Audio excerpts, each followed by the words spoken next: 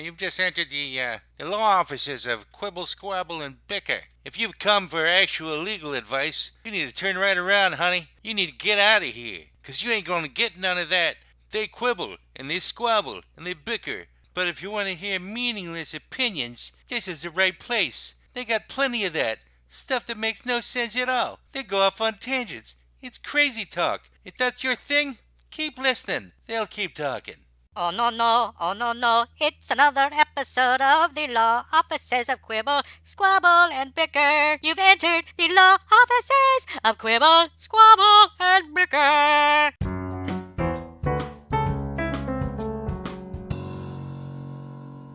Yay!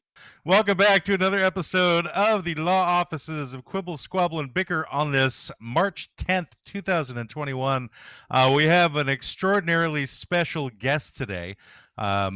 His name is John Robb, and he is a founding member of the punk bands The Membranes and Goldblade. He's been on the scene since the late 70s and has written approximately 1,032 books, or at least 10.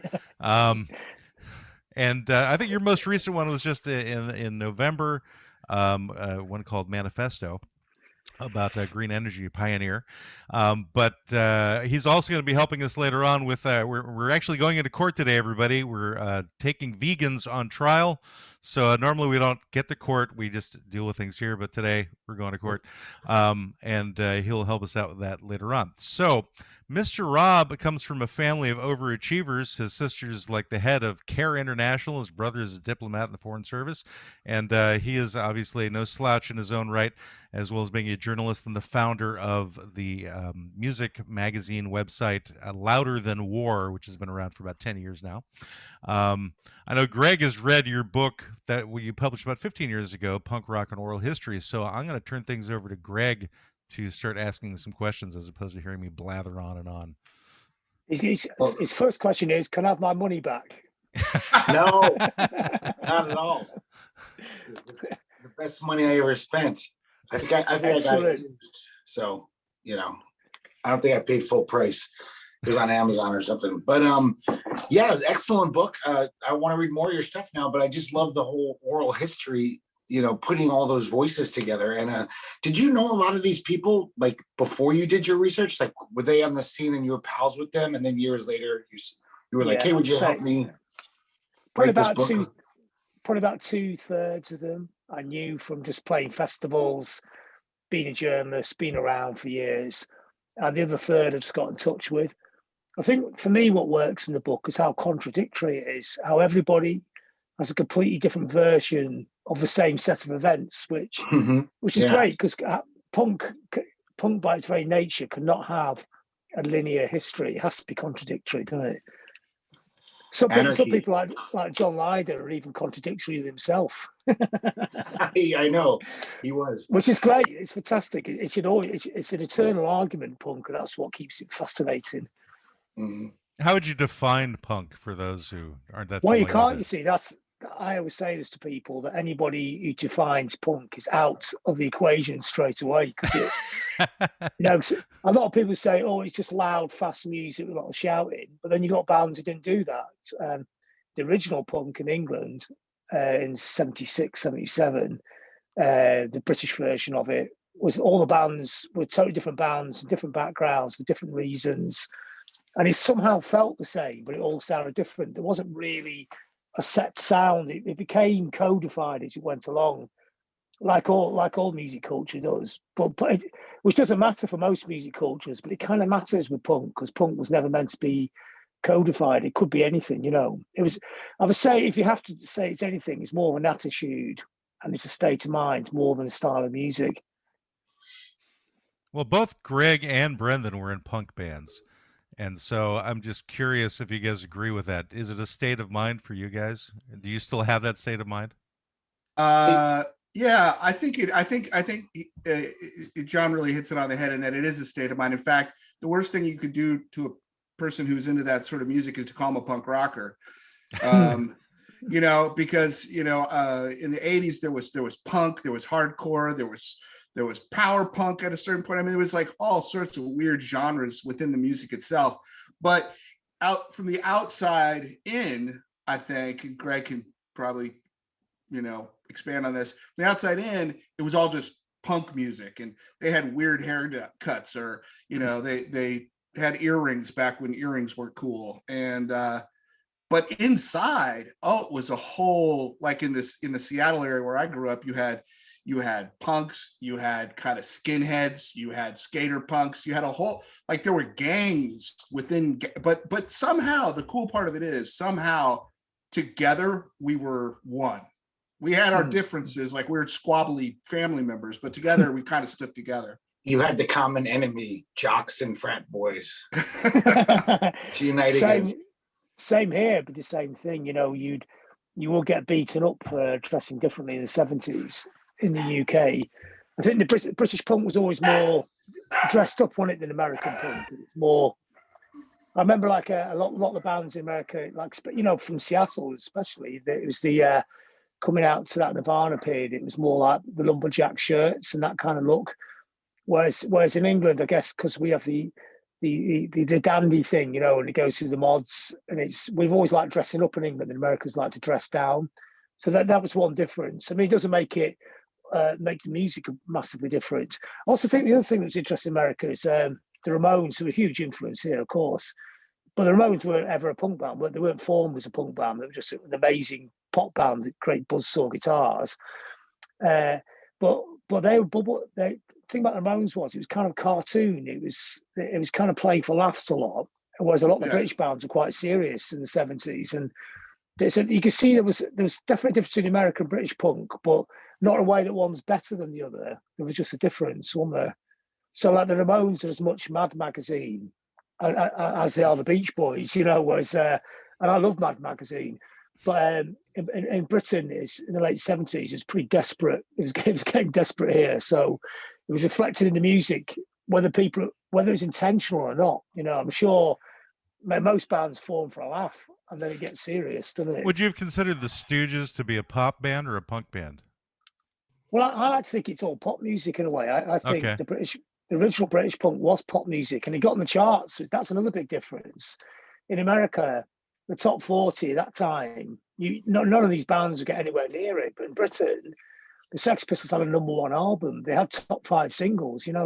Bands like the Stranglers, who were fringe on the scene in a sense, but Stranglers had 4 top 10 hits in 1977, an album that's in the top 10 for a whole year. So these are kind of like weird pop bands, and I like the idea of pop music being that subversive. As years went on, punk had to become underground. But what's the point of being underground? I mean, you're just playing to the 10 people who already agree with you. I think you should always get interesting ideas and put them in the mainstream. Punk was populist when it started. I thought it was interesting in your book because I've been like into punk history, reading about it for since I was 14 or so, is that so many of these guys were basically what me and my friends would think is so unpunk, we're going to start a band, get a manager, and get the right costume and get the right look and have the right looking drummer who looks cool rather than be our friend or who's a good drummer.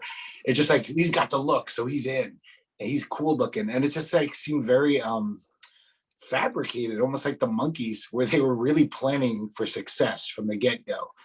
Even though they were doing it in an outrageous way, playing weirder music than most people do. But I was surprised by that, how all these early punks were like, oh yeah, we want to play the game.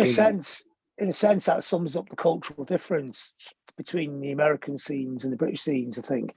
Although the early American scenes, I mean, the Ramones were definitely all made up. They weren't brothers, and they all wore leather jackets on the stage, but never off stage, The Ramones are as fabricated. I mean, the Ramones don't even play on some of their records, do they? I mean, Johnny Ramone was so unasked about being on the records. He let Joey Ramone's brother play some of the guitars on the records. I mean, you could not get a more prefabricated band in a sense, but it doesn't stop them being a completely genius band. In England, it's different because a lot of the pop culture and music culture comes out of the art schools, and there's always that debate, even before punk, that music doesn't have to be real to be real. Do you know what I mean? It's not. I mean, Bruce Springsteen, he's done some good stuff over the years, but it's all about the sweat and the graft. And when Bruce is on stage, he gives it everything and collapses 2 hours into his set because he's giving you everything, which in England doesn't really, it's not all, I mean, it's a generalization, but it's more, in England, that would seem a bit more stupid, really. It'd be a bit more, you know, like Bowie is so different from Bruce Springsteen. So Bowie's completely dressed up. He's not an alien, it's a pretend alien in the 70s, the glam rock Bowie. And it's all completely fake, but at the same time, this is the clever bit, it's actually incredibly emotional, emotive music. So it works in lots of very subtle layers. So yes, you have to get the drummer that looks right, but it still has to be the right drummer. Yeah, right. He still has to be good, right? I guess Diva learned that lesson from England. Yeah, I think they were. I think they were really into British pop culture. You can see some of those ideas. There are American bands who do the British pop culture thing. I think a classic one, Sparks, who've never been that big in America, but huge here. And still, they even had a hit last year here, which is amazing for a guy. Wow. He's about 75, and I interviewed him because they're amazing guys. But they were so into the British stuff, and they understood it's, you know, he dressed up like Charlie Chaplin, or was it Adolf Hitler? You couldn't tell, and it was very similar. On purpose. Yeah, I know, it's the same little moustache. Well, that's why Hitler had that moustache, wasn't it? So he's kind of like, he's quite unnerving but funny at the same time. But they understood the power of image, and I think the power of image is important in British pop culture. Always has been, but it doesn't take away from the emotive kick of the music. Yeah, so people wanted it to look right and sound right because people looked at this, because the art school thing was so important in England, whereas in America, the art school thing wasn't that big in pop culture. But from the late 50s all the way up to about 19 UK, most of the best bands have been to art school, and they looked on their bands as works of art. So they had to look right, sound right, and everything they did was like a work of art, even the way they walked and everything. We'll just talk about that before, because the art school thing's died off here, you know, so it's not quite as big an influence as it used to be. And sometimes the Americans don't get this from British bands. You get a band like Roxy Music, who are really influential in Britain, a big band here, but in America, they're never more than a cult band. People just didn't understand the whole thing about them. They look too dressed up. They look like it's all style and no content. But over here, because we get the codes, we know of our own bands, which we should do since we grew up in the same towns, we get the codes and we understand that there's little nuances going on there. It's clever. Yeah. So were you a journalist before you were in a punk band, or vice versa? No, at the same time, really, because when I was at school, we got really into punk, and we'd been into music before that because I love glam rock. But then punk came along, and then somebody brought Buzzcocks' first single, Spar a Scratch EP, and it looked really homemade because it was homemade. And at that point in time, I thought you could actually make your own records, because growing up in a little town like Blackpool, where I grew up, there's no way. How do you get a major record label? They didn't even know what they were or who to go to, because they're only 16. So when we realised you can make your own records, that was amazing. Then somebody brought a fanzine to school, which is called Sniffing Glue, which was like the big punk fanzine in London. And we thought, wow, you can actually just get a typewriter and write stuff and become a journalist. And that's what I did. And I think a lot of people in my generation did that. Nobody ever learned how to do it. You just made it up as you went along. Well, that's a fascinating idea. Sorry, Brendan, go ahead. I was going to say, going back to what you were saying earlier about the British side and the American, when in the 80s, I know that, you know, what we had in America going on was we had hair bands, and we had, you know, that kind of glam rock sort of thing. And they were the ones here doing the outrageous outfits and the poofed hair. And so I think a lot of the way that the American hardcore punk scene kind of was a reverse of that. Like, we weren't those people. They weren't us, you know, we weren't driving around in hot cars in LA. We were, you know, essentially, I think what I think in both places, what it really tapped into is working class youth, particularly working class youth who didn't fit in. And that's where they found it. And here, I think we almost went anti-fashion. In a lot of ways, at a reaction to the fashion bands of the time, like, you know, Motley Crue or, you know, Van Halen or whatever. Mm-hmm. It's interesting, the American glam bands, because to me they're not really glam. You know, to me glam was always Bowie, T-Rex, Slade, and you know, the great British glam bands.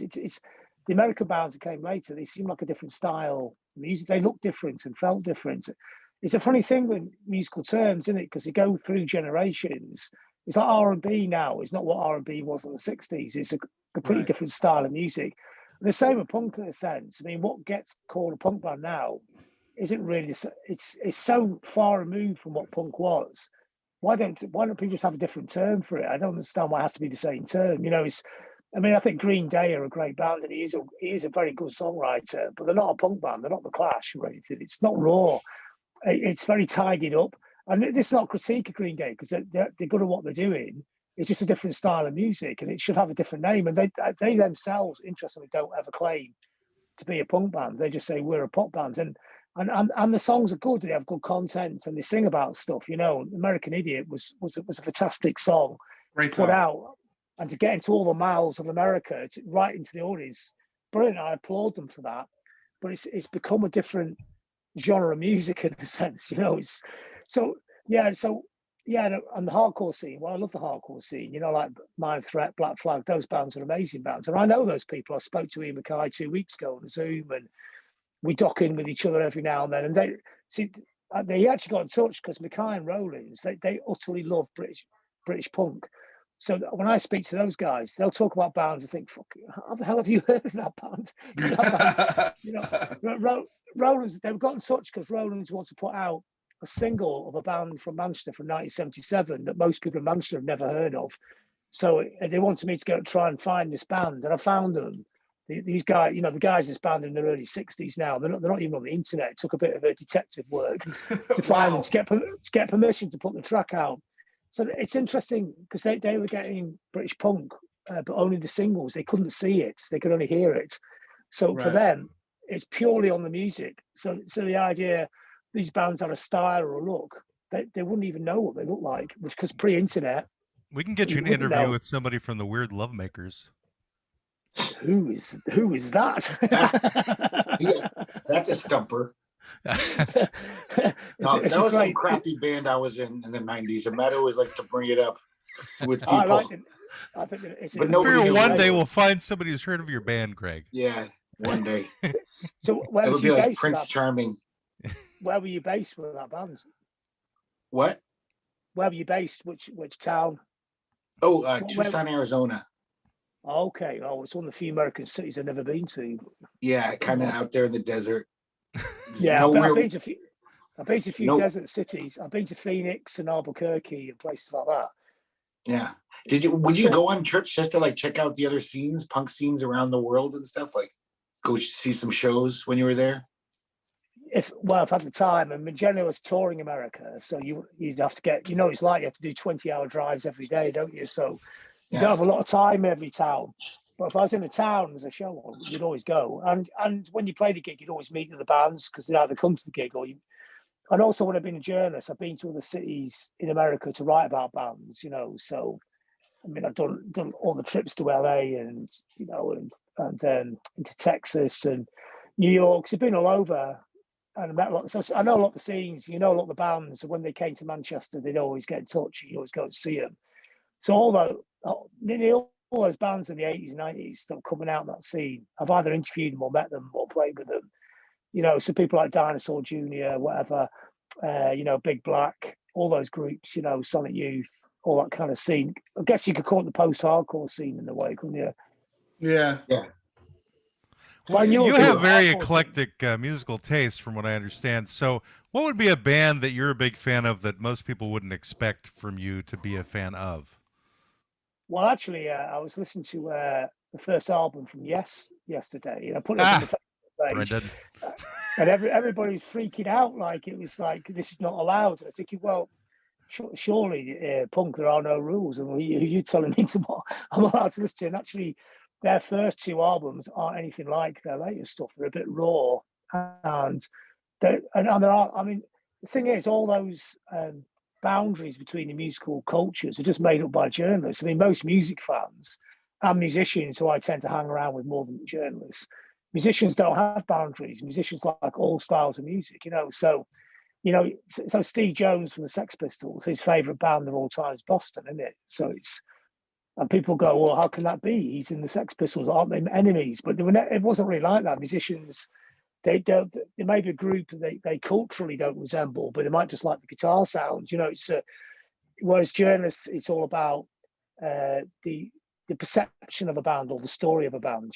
So that could be a completely different type of band than that, because it's in their heads really. But musicians don't read that stuff. They're just interested in the bits of music, which is music's so fluid and it's cruel as well, because you try to get as cool a record collection as possible, but of course you like a lot of stuff that isn't cool at all, don't you?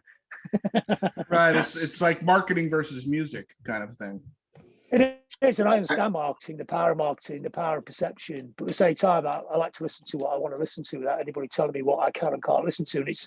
And I'm like most people, my music taste is really eclectic. I mean, of course, punk is the powerful one because it's a life changer, but I can listen to Aphex Twin, Yes, the Ramones, all at the same time virtually by jumping around on Spotify. And it's and they all make sense to me as well. I think there should be no boundaries, and you just like what you like, and your instinct is the only thing that dictates your music taste, isn't it? Maybe it's time for a tour of Yes and the Ramones and Aphex Twin all together going Which out. would be fantastic. I mean, that would be a really interesting tour. That's why I really love Glastonbury, because at Glastonbury, it's so ridiculously eclectic. You can go watch somebody, Stormzy, do a grime set as a headline, and then you go to another stage and watch The Damned, which I did a couple of years ago. So it's like or go and watch some African music and then go to a rave or something. It's all in the same field at the same time. And I think to me, it's a good sign. I think anybody who likes one style of music, it makes me wonder what their minds are like. There's obviously there's a musical culture you'll draw more towards, but it's not exclusive, is it? Oh yeah, I remember it when I was very much into punk rock music and hardcore music and all that, and my friends would come over and I'd put on Elton John and they're like, "Are you serious right now?" And I'm like, "The songwriting is amazing. The stories he's telling." They're like, "You're fucked in the head, dude." And I'm like, "No, it's great." No, you're right. It shows. I mean, they probably like it, but think they can't say they like it, which is quite sad, really, isn't it? Right. Yeah, it's true. And early on, Elton John did have some great records, didn't he? I mean, he got less interesting right along. The other interesting about Elton John is he's actually really broad-minded. He actually likes a lot of punk bands, and it's been several times over the years when he's actually bailed a few people out. And like he's bailed out a few venues in England, and he's helped bands put records out. And he's actually really in touch. He's got a huge record collection, and he's kind of for no reason. He doesn't really have to do any of that at all, does he? I mean, this guy's loaded. Right. He's in his 70s. He doesn't have to be interested in what the rest of us are all up to, but he is, and he's into young bands. So there's a great band in UK now called Idols. I think they're just coming out to the States now. They've had 2 #1 albums here, and it's kind of very post-hardcore, actually, very noisy mosh pit band, and they're massive here. And he's a big fan of theirs. Not to make himself look cool, just because he's genuinely into it. And right. His music taste is very wide. He goes disco to punk, across loads of styles, and I could trust somebody who has that kind of mindset, So I can't think of anything less punk than only liking punk. I kind of want to see Elton John's punk album. If he could be that into it. Could Elton John I'm sure he could. He's a brilliant guy. He could put a punk album together. Saturday Night's All Right for Fighting. That was took the words right out of my mouth. Yeah. Saturday Night's All Right for Fighting is one of the most punk rock songs maybe ever written. I mean, punk rock didn't just appear in 76, 77. There's loads of precursors, I mean, the Beatles' Helter Skelter is a punky track, isn't it? I mean, a lot of bands that have their little punky moments, I guess a lot of the early Who stuff is probably like that. Yeah, Kinks as well. I mean, the Who took everything off the Kinks, didn't they? I mean, the Who will tell you that, won't they? I saw the Who, actually. I've only seen him 1-7. I saw him play Canada about 3 years ago when I was in Canada. And I went to see him. I thought, oh, they're just going to be really boring. They're actually really pretty amazing 2-hour set. I'm not a massive fan, I don't have all the albums, but I thought for 2 hours they're really good, and in a way that I didn't expect at all, So that was, I like the singles and things. They're not to me. They're not one of the giants of the '60s. They're not my favourite of the classic British groups. They're good, but they're not as great as the Stones or the Beatles or the Kinks, really. which are the classic four, aren't they, from that period? From Yeah, the UK. and the Stones always been a favorite of mine, and also kind of punk rock. And like if you look at the Beatles, like I had this discussion with my wife. There are like two types of people. There are Beatles people and there are Stones people, and I'm a Stones person. She's a Beatles person. Anyway, for what that's worth. I prefer the Beatles. I think they're more consistent. Yeah. They're actually more rock and roll, you know, where John Lennon's voice is way more intense than Mick Jagger's. And I like the Stones. I mean, actually, this breaks your argument because I like both bands. But oh, I like them both too. But, you know, if I had to pick. The Beatles could do a whole album, and the Stones were a great singles band, you know, in the 60s. You know, so the Stones albums could be 2/3 could be good, and the other third could be a bit like, they run out of ideas, or they run out of the Beatles ideas because they're always copying the Beatles. Well, they're either copying the Beatles or they're copying Chuck Berry, one of the two. Yeah, it's kind of copying the Beatles, but always using a Chuck Berry riff, which they honed to perfection. In fact, that was one of the great things about the Stones, wasn't it? Because they gave black music a platform, you know, in the white community. So the first time they went to America, they insisted that Howlin' Wolf did the TV show with them, and it's an amazing clip. Howlin' Wolf just stood there looking really confused because he's never been on telly before, and then he starts singing, and it just sounds like the most amazing voice ever, doesn't it? You know, and they're sat there watching like they're watching God, you know, and so they're paying their dues in a way. So that was great, you know, saying this is where we got it from. Check this guy out, you know. But for me, I mean, I was going to see the Stones to this day, and I saw them at Glastonbury last time about 5 years ago. But I'm one of those Brian Jones Stones. If there ain't no Jones, there ain't no Stones fans. So you sound to me like you got into journalism because you're actually just a huge fan of music, and you're just very interested in the people that you communicate and talk to because you just want to know more about them. That's kind of what and I think that seems to be what drives your book writing as well. Is that accurate? Yeah, it's the mystery of creativity, you know. I mean, maybe in a way it's really selfish. You're trying to work out why you do it yourself. I mean, it's hardly a career option, is it? It's just it's like a business, isn't it? Well, why am I doing this? I haven't got a clue. I'll go and ask somebody else and ask them why they're doing it. Maybe I'll find out why. And I think the other thing is trying to work out why you like all this completely different music. You know, I'm interested in how people tick. You know, and it's not necessarily just musicians, but music for me is a central core of stuff. I'm as interested in science and paleontology and the universe and loads of other things. I don't often get the chance to interview those people, but yeah, you had a concert where you brought scientists on stage, or at least a tour or something like that. Yeah, because I've done TEDx talks. So the first TEDx talk I did, there was 3 scientists from the CERN project at the talk about neutrinos and the Higgs boson particle. You know, the project where they got the smallest thing you could possibly have, which is a Higgs boson particle. And they were doing talks, and one of them's really into punk. So he asked me about punk, and I said, well, can we just talk about the universe? Because he was also running the CERN project in Switzerland. He's an American guy. And he actually went to the same school as Laurie Anderson. Isn't that really bizarre? A little town in Illinois, a tiny little village. So she wrote the theme tune for CERN, which is quite odd. So he told me all about the universe and how the universe, they think there's multiverses and it's just endless. It's just this infinite amount of universes all wrapped around each other. And they're all, as we're sat in this room now, they're all swirling around us. And it's, the more you talk about it, the weirder it gets. And the weirder it gets, the better it makes your head feel, makes your head spin. And from that, I thought it's the most psychedelic experience I've ever had, is talk about the universe and actually how utterly bizarre it is. So I did a double album about that feeling, you know, and it wasn't like it was about the universe, but it wasn't like songs going, the sky is full of stars. It wasn't that like dumb, but it's more about the feeling that you get thinking about the universe with songs that will reference things in the universe, but they'd be about other stuff as well, because my father died at the same time. So I threaded that in there to deal with that. And it was the idea that all matter returns back to the universe. So we're all part of the universe. And I mean, there's no afterlife like heaven, but there's an afterlife in the fact that all the matter that makes it your body just goes back into the universe and it's there forever. We're actually made up of stuff that comes from the Big Bang. Some of the oldest matter they've ever found is in our bodies. It's just amazing, isn't it? You know, wasn't that in the song Woodstock or something from Joni Mitchell, that we're all stardust? Yeah. And it's true, we are. It's an amazing thought, because on one level it sounds like a really glib line, but when you actually think about it, it's incredibly profound, isn't it? It's a powerful thing to think.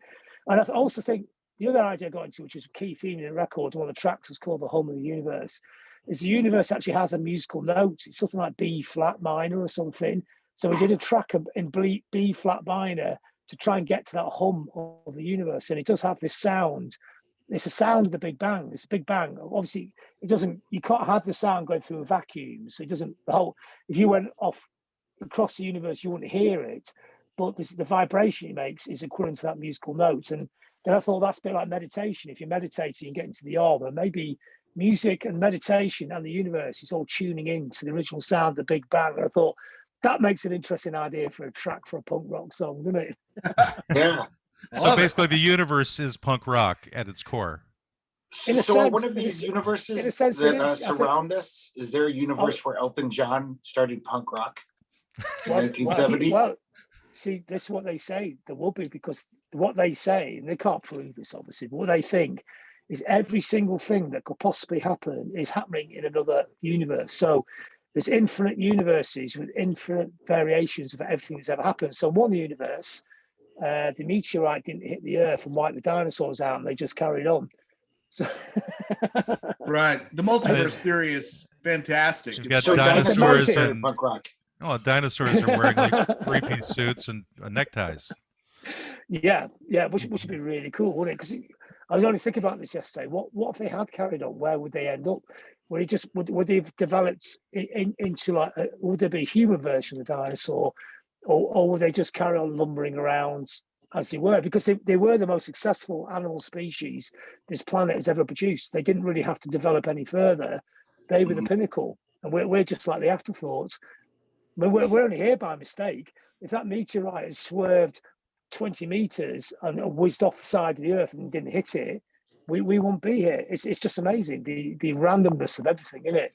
Yeah, so basically, well, I mean, dinosaurs, a lot of them were vegans, which kind of brings us to our litigation for today.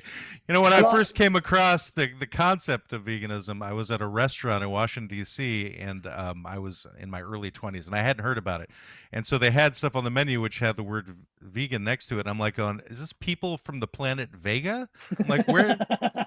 I'm like, I didn't know about it. Wasn't familiar with it. So you know where the word comes from now, don't you? Where it actually comes from? I actually don't know where it comes from. It's just it's a British guy came up with it in about 1948, and obviously the original concept is the same concept as now. You don't eat anything to do with animals, you know, but it's actually the word vegetarian shrunk down to vegan. So it's like a vegetarian, so it's vegetarian. So like a shorter vegetarian. Version, yeah. So it's only vegetarianism for little people. Well, actually, is it the gorillas are virtually vegan, and they're pound for pound the most muscular animal on the planet, aren't they? You wouldn't go to a gorilla and say, "Is there any protein in that, mate?" and start poking it in the face, would you? Well, it's like that with rhinoceroses too, right? Aren't they like strictly vegan as well? I don't think they are. I think, but there's a lot of big animals that are in there. It's really odd because I've been vegan for years, and you used to have to explain what it was all the time, but now it's mainstream now, and it's amazing. Within 5 years, it went from being a bit like Nirvana, actually, when they went from being a cult band, you go and see them play to 30 people in Manchester, then 3 months later, they're the biggest band on the planet.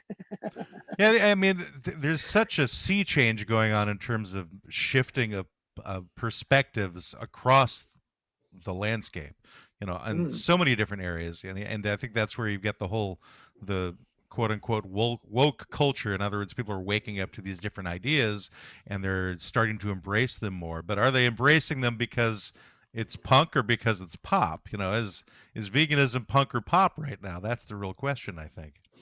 It's actually gone beyond that. I think it's well, I would say this because I am a vegan, but I think it's a really good idea.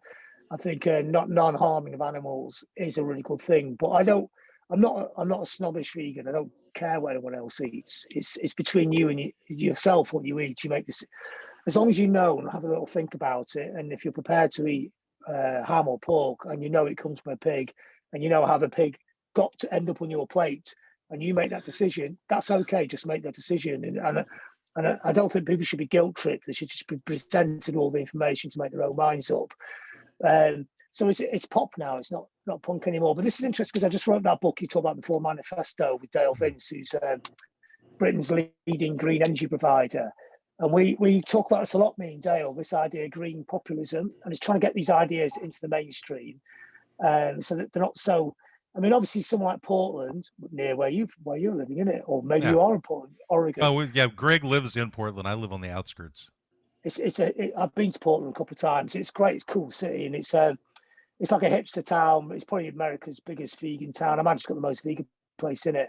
But how do you take these ideas to, let's say, Tucson, which I'd imagine is probably not so hipster, and it probably thinks these ideas aren't for the likes of us, whereas these ideas are for everybody. So you've got to be careful when you come up with these things that it's only for people who can afford to do them. It's got to be for everybody, and that's what me and Dale Vince always say with this idea of green populism. So at the moment, populism is currently, Donald Trump or Bolsonaro in Brazil. But why can't we have populism with good ideas instead of like rancid, horrible ideas? Great ideas are for everybody to embrace. And this I think if Trump was painted green instead of orange, he might have gotten more support from people. If only there was a green version of Trump, somebody who could communicate with the person on the streets, but with great ideas, who wasn't a completely horrible person, And I think that's what this planet needs, because let's face it, we've only got about 10 to 15 years to sort this mess out. We can't keep kicking the can down the road. This is actually getting pretty desperate now, In Portland, we're doing our part, though, because we even have vegan strip clubs here. That's how vegan this town is. You can go to a vegan strip club. There's 3 of them, I think. Well, I don't have no problem with that. I think it should be, why shouldn't it be sexy? Why it shouldn't be like living like monks. This is the idea about the populism thing. It shouldn't be like it shouldn't be austere. It should be fun. And the idea, this is what this guy Dale Vince does. He makes cars. He makes electric cars. He's like a bit like a British Elon Musk, but less creepy. And so, he's an ideas person. So people will say to him, what he did this year, what he kept this year, he got this thing. He's making diamonds out of air where they suck the air in. They compress the carbon and make diamonds out of it, clean the air up, take all pollution out of it, and pump it out the other side. So it's good for the environment. And he's making diamonds. He owns a football club where it's the only vegan sports club, professional sports club in the world. So all you can eat there if you get a burger, it's a vegan burger. And at first, do they use vegan footballs though? Are they made from leather? Or are they made from? No leather, nothing. Everything's vegan in that club. Okay. Yeah, but balls aren't leather now because the leather balls are heavy, and people heading them was giving them a lot of footballers in Britain are dying in their 60s and 70s because they used to head the balls, and it's giving them dementia. So it's there's a couple died last week. So the balls are lighter and safer now, and they're not made out of leather. So he's got all this stuff going on. He's going to build a new ground that's made out of bamboo, so it's organic and everything. And all the fans are going up in arms because we can't eat vegan burgers. But then he started eating them, and they tasted better than the burgers that they had before. And now they all love the vegan burgers, and that is green populism in action. So you still have your burgers, but nothing had to die to get into the burger. So I learned that works better is if you don't label them as burgers, people are more willing to eat the thing because they're expecting like a burger whenever they get something like that. And then they get disappointed because it doesn't taste the way it should taste. Well, it's in their heads because at first because at the end of the day, the thing that makes a burger taste good is the relish. It's the thing that's. Well, I'll disagree about that one. For me, what makes a burger taste good is the fat coming from the cow dripping into your mouth.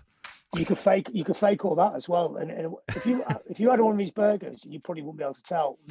I have actually been vegan off and on, not politically, but just specifically food-wise for a while. So I go back and forth. I have stages where I'll do like strict veganism for a while, and then, but again, not on a political point of view, just like for food purposes. But then I'll go back. I applaud that. I think it's great. Even something just one day a week where they don't eat meat, I say that's good because it's not easy for a lot of people. I mean, for me, I was never that mad on meat, so it wasn't hard for me. But for some people, it's their favorite thing in the world. They look forward to that every day. Yeah, it's hard to give up ham sandwiches, man. I mean, that's a challenging one. That's one thing. Hey, but it's the thing in England, food was so bad in the 60s. To me, like the bread was always dry, and the ham was like it had been for about 2 years before. But the country I live in now is so different from the one I grew up in. We actually have The one I grew up in, when you used to go out, there's 3 types of sandwich, and that's all you could get: egg and cress, ham sandwich, and a cheese sandwich, and that was British food. Yeah. We had terrible food, for years, but now we have amazing food. Manchester. When did you become a vegan, John? What year did you become? I was vegetarian first. So that was in the 80s, and then I became vegan 12 years ago. Yeah, I had a cousin who became vegetarian because he said it gave him better trips on acid.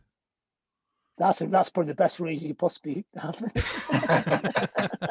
Sure. And that was like back in the late 60s, apparently, for him. Well, I find it interesting, like within the going back to our earlier statement, within the punk rock universe of people who choose not to eat meat or eat some sorts of meats or some sorts of animal products, there's a whole subgroup which I'm still trying to wrap my wits around. So there's vegans, and then there's, somebody help me out, pescatarians. Yeah, they only eat fish. They only eat fish. Fish and vegetables. Yeah. Fish and vegetables. Yeah. See, I could probably do that because I could probably give up ham and beef because I'm getting older.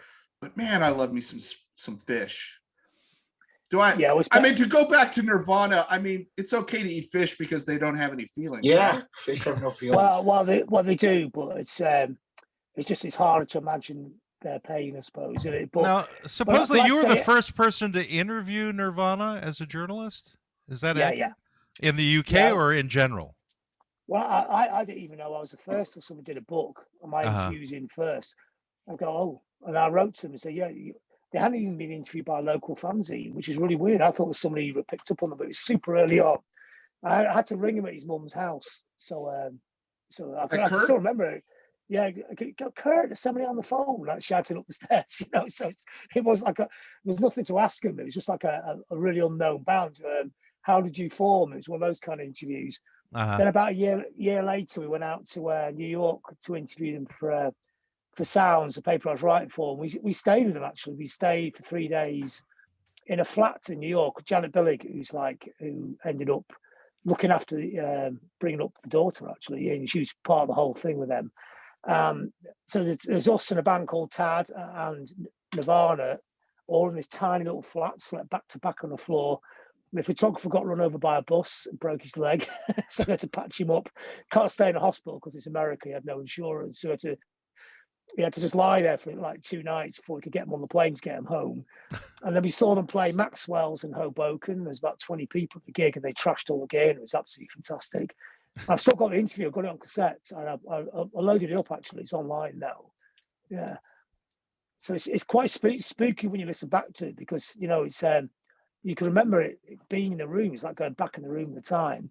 And he's talk about how you have to be really intense to make music, and when you know the context of the full story, it's quite scary now. You think, wow, you can see where this is going to end up, and it ain't going to be good. Yeah. Do you think that Courtney killed him? No, I think he came from a family that was he had some of his uncles committed suicide, I think, and I think that end of America Northwest, it does have that kind of. There's a melancholy to it, like there is northwest of England. I think as it rains a lot, and it's that's what I think. That's the bands from this part of the country always resonated with that part of America as well. Like Joy Division were always popular in that part of the country. I think climate does have an effect on people. It just their mentalities and things. So I think I think it was never going to end up as a happy story. That was it. I don't think it was going to end up in a happy story. Did Courtney have somebody pull the trigger? No. Did Courtney not help his mental state at all? Yes. Did she drive him psychologically towards where he ended up? Yes. I knew Courtney. I knew Kurt. I knew him, not real well, but enough that I could see before Kurt had a band, when he was just the kid that would come in from the bumfuck town that he lived in into the city to see concerts. Yeah. And he would hang out, and you could see he was troubled. You could see that he had issues, but you could also see a lot of that genius that ended up coming out. But Courtney, who was down from Portland, was not a good person. She was just not. I was a part of that whole sort of Seattle scene, so I have some again, I wasn't close with Kurt. I didn't call him up on the phone and hang out, but I went to parties and he was there and I ended up talking to him. But I think Courtney was a bad person. That's just my opinion. Yeah, I don't want to say I'm on the because I'm too far on the outside of the whole thing. I mean, did you know Mark Lanegan as well when he's coming through town? Because they all shared a flat, didn't they? Yeah, I did. I mean, I left Seattle in '88. So, okay, yeah. He's just coming into town then because he was from oh God, what's that town right in the middle of nowhere? About 2 hours going sideways from Seattle into the middle of America. I've actually been to this town like as well. Spokane, or it's near there. It begins with E. It's it's Enumclaw? No, it's God. Oh God, it'll come to me in a minute. But he's from there. Yeah. And he used to like 3-hour drive to Seattle to go and see a band play and 3 hours back again. And that's why he moved to Seattle in the end.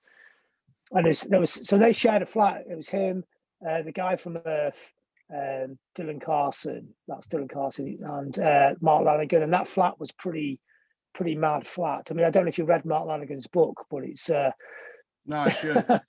they pushed the boat as far as they possibly could. There was a lot of hard drugs and madness going on, but it's a beautifully written book. I mean, it's because he's a very sensitive and brilliant writer.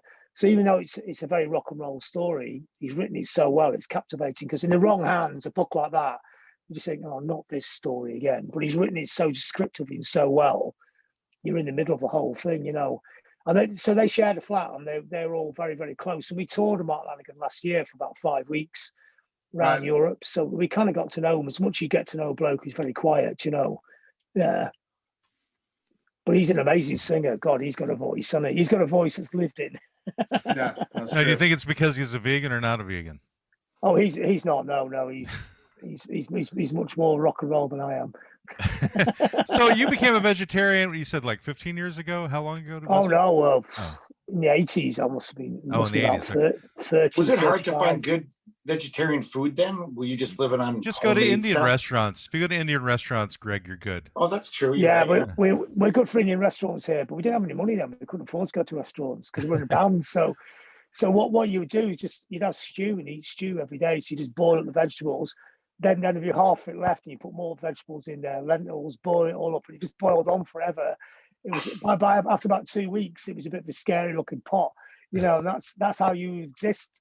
Because you guys were like the young ones. So you became vegetarian because you couldn't afford meat. Yeah. No, because I live next door to an abattoir and the cows were looking. Oh, that would do it. Wow. Yeah, well, you have no idea when you're growing up that animals are sentient. That's not the way we were brought up. Yeah. So you just think, well, they don't know. But then when you live next to an abattoir, and then also because there was a lot of people in punk who sing about being vegetarian, those ideas were going around punk. So punk wasn't all people sniffing glue and getting, you know, throwing beer at each other. There was actually a sensitivity to punk, and vegetarian was one of the big ideas in it. And so that idea was going around. And then you look at the cow's face and you look at his eyes, and you think, oh God, and I can still remember looking at it now to this day. And that took me. Did you hear them getting slaughtered?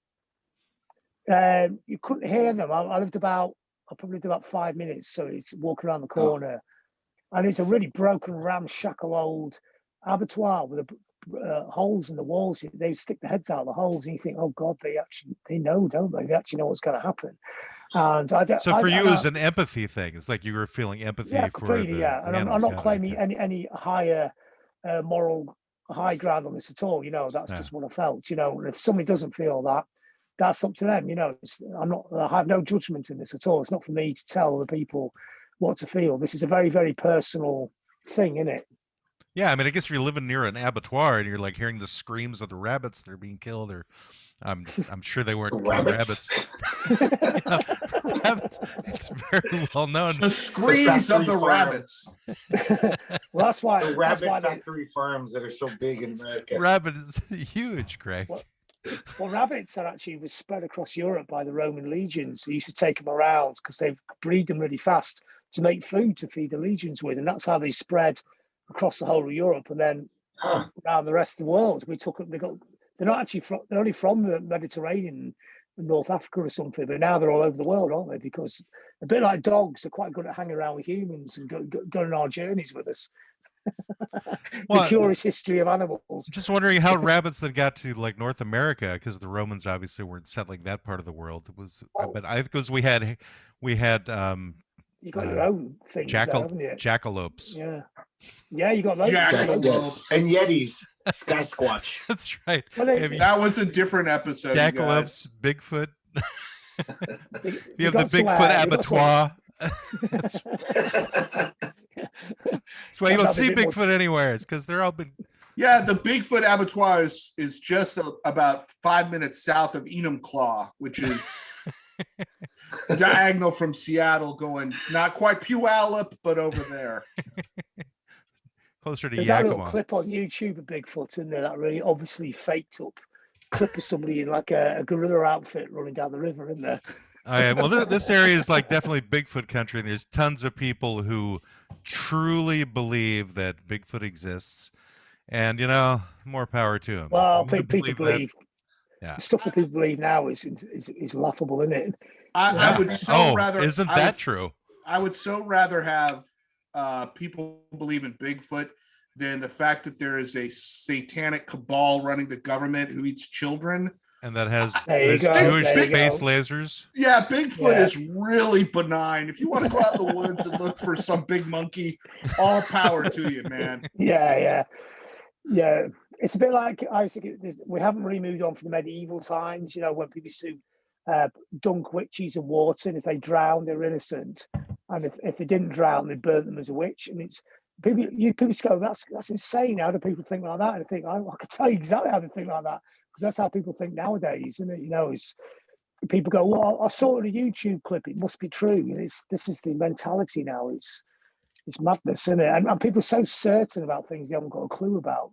Right. No, I live in Florida, so I live in the most backward part of the world that any of us on this show live in, and I ended up here for reasons that have nothing to do with my desire to live here. But I literally was talking to somebody the other day who was telling me with a straight face, Hillary Clinton was arrested by the SEAL Team 6 people yesterday, and she's now being held in Guantanamo Bay, and Trump is going to be coming back. And I'm like, really? How did you find out about this? And he said, without breaking eye contact, went, oh, well, there was an article on Facebook. And I was just like, oh my God. I have to give my dad a call. My dad used to be over personnel at Guantanamo Bay. He might know somebody. We could find out if Hillary's there or not. Please, Hillary might be there. I don't know. She made several personal appearances, but maybe that was her reptilian clone. I'm not really sure. She'll finally pay for her pizza. She'll finally pay the price for her pizza gating. Finally, right. Justice has been served. I had no idea she had a reptilian clone, though. That's awesome. I want one of those. You don't live in Florida. You'll only know this if you live here. This is why I have to get out of here, guys. Seriously. Oh, but it gives us so much extra good material because of these stories you give us out of Yes. No. It's like living in North Korea. So in the UK, obviously, you have lots of other weird conspiracy theories as well, and different types of stories. Are any of them that involve vegans? Is there like a vegan Bigfoot in? They're from the planet star system Vega. The biggest one really now is people who argue about getting the vaccination. Bill Gates is going to brainwash you and fill you full of microchips, and that's the argument that goes all over the internet at the moment. But most of those people will probably still get the vaccination. That's so egocentric in my point of view. The whole microchipping thing. It's like that's one of the biggest conspiracy theories also here in terms of the vaccination. Like they've got you all like rounded up, so now they put the microchips in you. I'm like, okay, so do you really consider that you're that important that they want to waste their money on a microchip and follow you around all the time? I'm like, what is it about you that's going to like bring the U.S. government to its knees? And really, do you think our government is competent enough to be able to track all those people anyway? It's like, come on, you're giving far too much credit. Yeah. They can't organise anything. They can't even organise getting their tax off most people, which is the one thing they want, let alone like microchipping you and following you to your supermarket and back every day. And knowing you bought Twinkies and Coca-Cola and then making some database. Oh yeah, it's completely crazy. It's not the government that would do that. It's marketing companies that would do that, you know? It's like if they're going to be tracking anybody, if anybody's going to be tracking anybody, it's the marketing companies. They're the ones who go after you. Well, it's Bill Gates. It's the me culture, isn't it? Everybody thinks of themselves and not in terms of community, isn't it? So it's always about they're doing this to me, you know. It's I, and I think that's what the pandemic did. It held up a mirror to every government in every country in the world. And so true. You look in the mirror, it's not very pleasant, is it? You think it's just a load of people squabbling over. They're telling me I personally, me, have to go in the shop and put a mask on for 5 minutes. How dare they tell me to do that for 5 minutes a week? Right. Like, what a hardship. Yeah, that harkens back to our episode last week where we had the concept of where our client was we're all narcissists. So, you know, it's I, me, everything.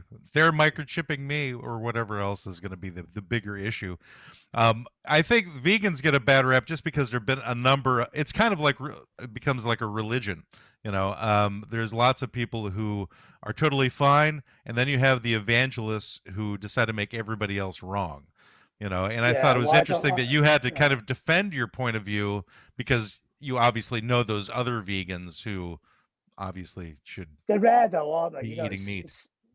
I mean, obviously, I go to vegan events and talk to them, you know, and I know a lot of vegans, and 99% of vegans aren't like that. You know, they feel strongly about what they eat, but they don't go out in the street and attack people and kick the burgers out of their hands and stuff. You know, that's it's like although that'd be kind of cool, like gangs of vegans going around like knocking burgers out of people's hands. It's like the Monty Python fishwives that were like the angry grannies. Apparently in Salt Lake City, there's some kids who take the straight edge thing that far. Like they're all vegans, they don't smoke or drink, and they'll beat up other punks if they see them smoking a cigarette or eating meat or something. It was Boston, wasn't it? It was in Boston. It was a band called Slapshot, wasn't it? I remember that. The Boston hardcore scene in the early days, and they used to gigs used to knock people's drinks out of their hands and really adamant about it. And it's funny because obviously I know Ian Mackay, and he's the one who wrote the straight edge song when it started it all off. But it wasn't meant to be. It was a song about people ragging on him for not drinking. It wasn't like a manifesto for a new religion. So he looks completely baffled. I mean, obviously he thinks those ideas are right, but he wasn't singing in the song, let's go bully loads of people. Right. That's a good song title, though. The fact that it manifested itself in Boston makes total sense because that's just an American Boston thing. They would take straight edge and turn it into a reason to beat somebody up. And combine it with sports.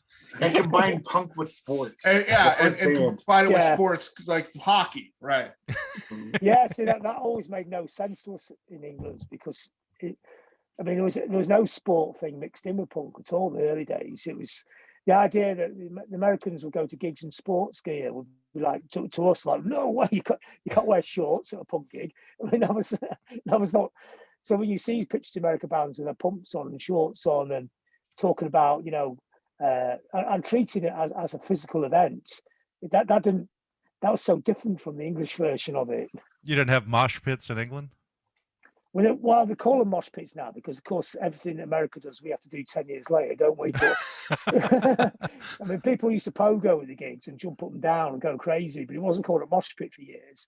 And then we just gradually sort of sneaked in, and like the skateboard culture, which I remember skateboards coming out in England about 77, but they were seen utterly alien to anything to do with punk. It seemed such a weird thing that you could not imagine a punk going skateboarding. It'd just be so odd. But then the culture in America was skateboarding and hardcore. They say all blurred into one thing, didn't they? And it came over here, and it got blurred up here as well. Because it had to do with a lot of skin knees and broken bones, probably. You know what? Odd. Yeah, as a skateboard hardcore guy in the 80s, I didn't play sports, but I did have a desire to do some sort of physical activity. Skateboarding was something where for me, you could just focus on, and you just had to do something and do something and do something and do something and do something until you got it right. And for whatever reason, mentally, that was cool for me. And I don't know. I think there's a Venn diagram that, the type of people who skateboard and then become interested in punk rock music, there's an intersection for sure. Because Thrasher magazine helped a lot. Thrasher magazine, was into punk so much that I understand it now. I was just thinking back in when I was a teenager, it just wouldn't make any sense at all, because punk was so nihilistic. It wasn't about doing any exercise. It was about, right, we're going to live so intensely and we're all going to be dead by the time we're 25. What's the point of learning how to do skateboarding? So of all the people that you've interviewed, and you've done tons of, who was the one that it was the most surreal moment for you that you couldn't believe you're actually talking to this guy or this woman? Who was that person for you? I don't interview showbiz celebrities. So if I could say, oh yeah, it was Johnny Depp, and we're doing, it's not really like that. I just interview bands. And some of them get big, like Nirvana. Some of them are known in England, and some of them are kind of, culty bands. So it's a lot of the situations when you're interviewing the bands can be quite surreal, and there could be a lot of surreal stuff going on. But it wouldn't be in mainstream kind of terms. It wouldn't be like, oh yeah, I remember that trip to the moon with Marilyn Manson. It wouldn't really be like that. Well, God, his career's taken a bit of a nosedive, hasn't it? Yeah, a little bit, right? Just recently, yes. I mean, the mistakes we make. Yeah, you wanted to just go, oh, it's all a performance art thing, and then after it all starts coming out, you're like, yeah, I guess, yeah, that's probably true. I don't know. It was obvious he was an unpleasant individual from the start, but he made great records. So he did. This is a difficult thing now, isn't it? Because everybody wants to cancel stuff, but you have to put your hands up and say that a lot of great art is made by people who politically, socially, culturally, you've got nothing in common with at all. You can't pretend not to like their records because they're horrible people, and this has become making it increasingly difficult to be a music writer, because quite a lot of musicians are not very pleasant characters, True. Yes. I prefer saying like this person is really horrible. I don't agree this thing is done, that thing that person's done, but I like the record. And because again, to what makes you like a piece of music, a lot of the time you hear the piece of music out of context of the person anyway, don't you? And I never met Marilyn Manson. I have no idea what he's like. I know people met him and said he isn't that pleasant, but when I listen to a piece of music, to think, I wonder what this person's like in real life, you'd have to, all your records spread along there, I'd just chuck them in the bin. I'm sure the drummer out of that band was horrible, it's right, exactly.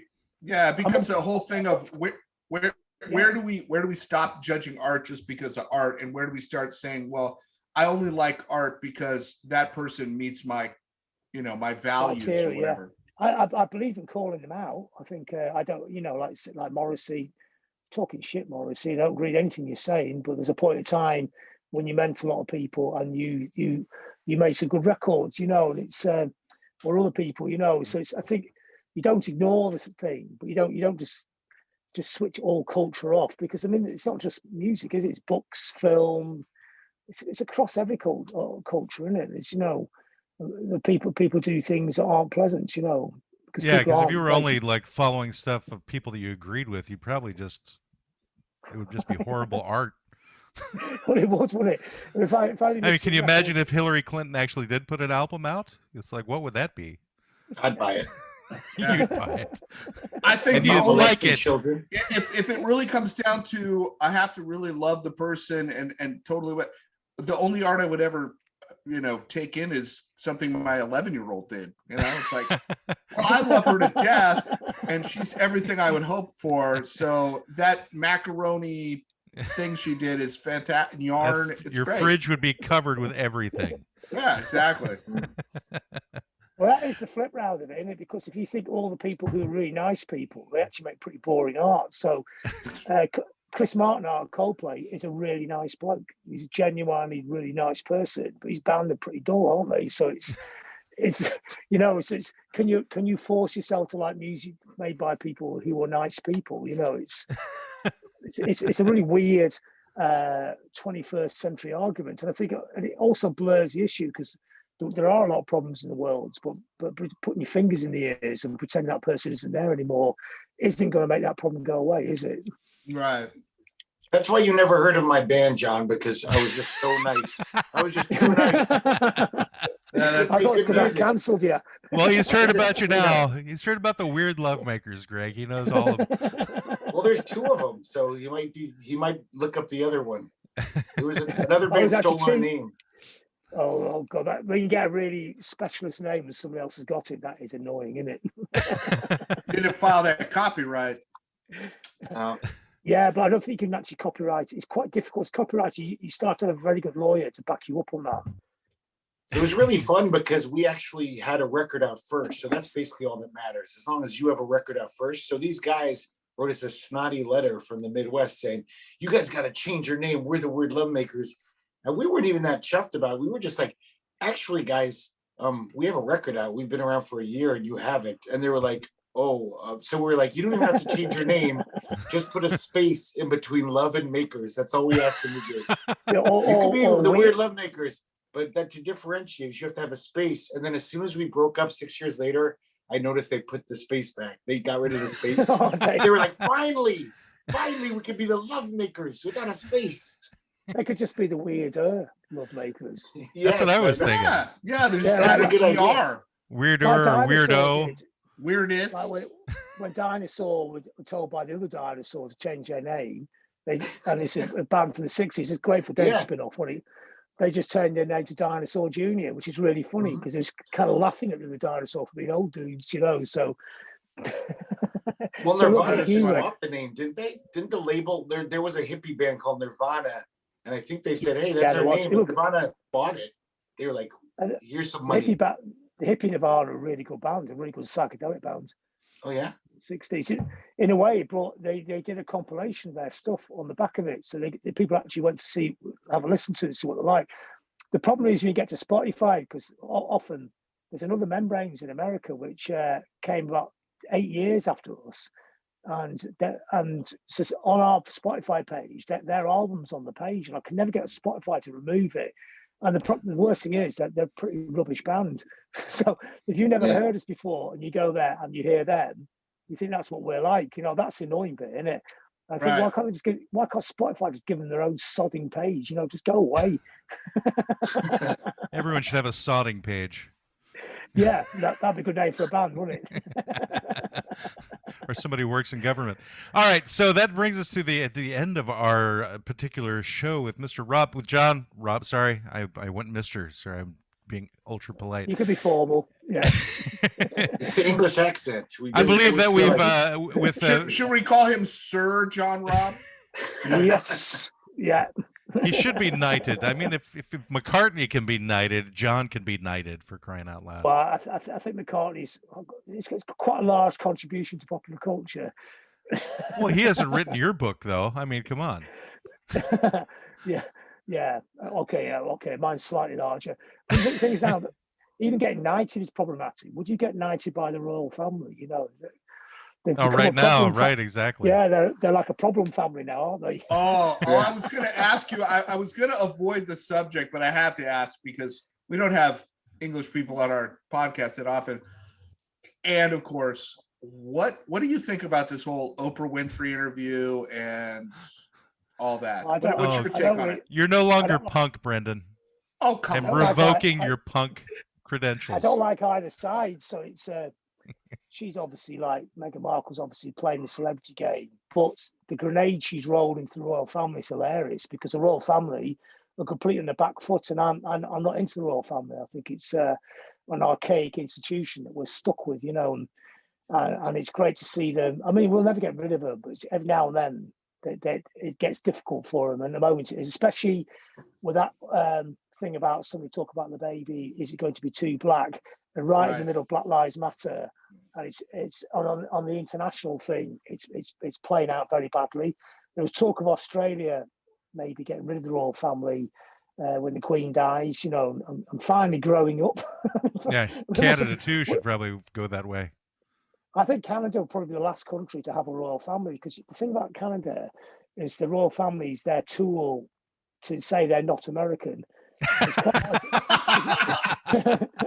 Because when I go to Canada, they're the only people who ever talk about the royal family. I mean, Americans get sentimental about the British royal family. For some reason, they think it's great showbiz, but you go to Canada, it's actually it's like no.